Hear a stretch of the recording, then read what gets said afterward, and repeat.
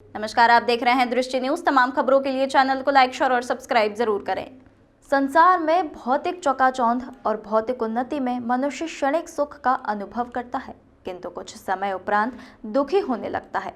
वास्तव में आत्मा अपने मूल स्रोत परमपिता परमात्मा की भक्ति सानिध्य में पहुंचकर ही पूर्ण आनंद का अनुभव करती है। परमात्मा की भक्ति आध्यात्मिक उन्नति से ही संभव है। यह विचार यहाँ पर महलुआ चौराहे पर आर्य समाज के द्वारा आयोजित गायत्री महायज्ञ के द्वितीय दिवस गुरुकुल ततारपुर यूपी से पधारे वैदिक विद्वान डॉक्टर ओमव्रत आचार्य ने व्यक्त किए।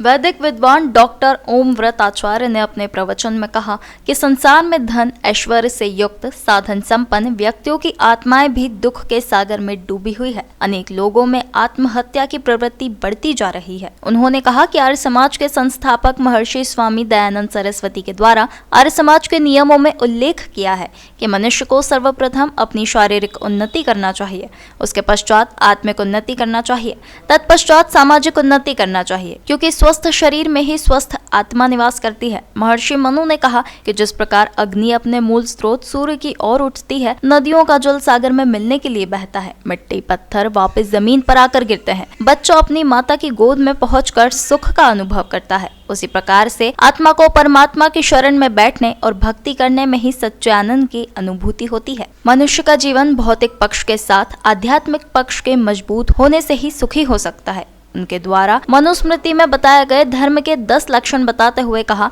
कि हम वेदों के अनुयायी हो। हम एक वेद मंत्र का प्रतिदिन पाठ करें, प्रातःकाल उठकर परमात्मा की भक्ति के लिए आतुर हो, ऐसे जीवन की हम परिकल्पना करें।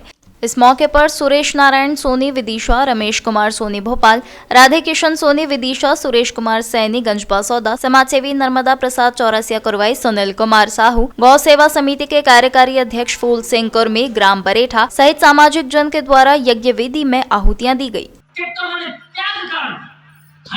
प्रभु को भजना चाहिए।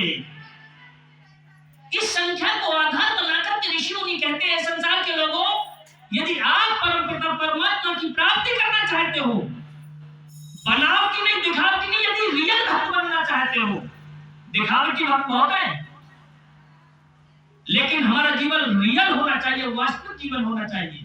और मैं यहां भी चटपट लगाता हूं, 2 वाक्य हैं, 2 शब्द हैं, एक बनावट और एक वास्तविकता, एक बनावट और एक वास्तविकता। इसी तरह 2 तत्व हैं, एक जल और एक अग्नि। ये अग्नि और जल दोनों तत्व एक स्थान में इकट्ठे नहीं रह सकते।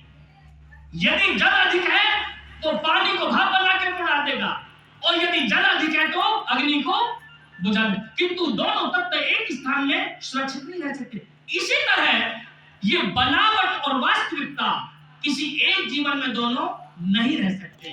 या तो आपका जीवन बनावटी है, दिखावटी है, सजावटी है, या फिर आपका जीवन वास्तविक है। और मैं एक संपुट और लगा रहा हूं, आर्टिफिशियल आभूषण, उस पर चाहे जितने सोने का पानी कर लीजिए, लेकिन वो आर्टिफिशियल ही रहेगा, वो सोना बनने वाला नहीं है। और जो सोना है सच मायने में, उसे किसी भी तरह की पॉलिश की जरूरत, वो सोना सोना है, 66,000 रुपए तोले बिकेगा। इसलिए हमारा जीवन दिखावटी नहीं होना चाहिए, बनावटी नहीं होना चाहिए, और सजावटी भी नहीं होना चाहिए, वास्तविक जीवन होना चाहिए। पवित्र आत्माओं, ऋषि मुनि कहते हैं, दान कीजिए, लाख कार्यों को छोड़ करके दान कीजिए, और करोड़ कार्यों को छोड़ करके परमात्मा की भक्ति कीजिए। आप कहेंगे, आचार्य जी, इस प्रवचन को बोलने से पहले क्या लोग खाते नहीं थे? उपदेश करने की क्या आवश्यकता है कि 100 कार्य छोड़ करके भोजन कीजिए? अरे, जब लोगों को भूख लगती है तो कामों को छोड़ के भी खाते हैं, और कामों को करते करते भी खाते हैं। उपदेश करने की क्या आवश्यकता है? तो पवित्र आत्मा आपको हम बताएं कि ऋषि मुनियों का जो चिंतन होता है, बहन जी, वो पूर्ण चिंतन होता है। ऋषियों का जो चिंतन होता है, वो अतीत को भी निहारते हैं और वो भविष्य को भी देखते हैं। वो तब किसी बात की व्यवस्था करते हैं। उनकी योजना कोई ऐसी नहीं होती कि आज योजना बनी और कल फेल हो जाए।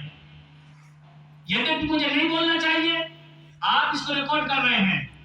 हमारे यहाँ पर मार्गों का निर्माण किया जाता है, हर 10 साल में वे मार्ग छोटे पड़ जाते हैं।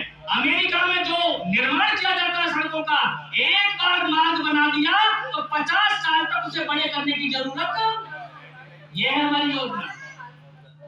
यद्यपि ये मेरा विषय नहीं है, लेकिन सुनिए ध्यानपूर्वक, कर लीजिए बात।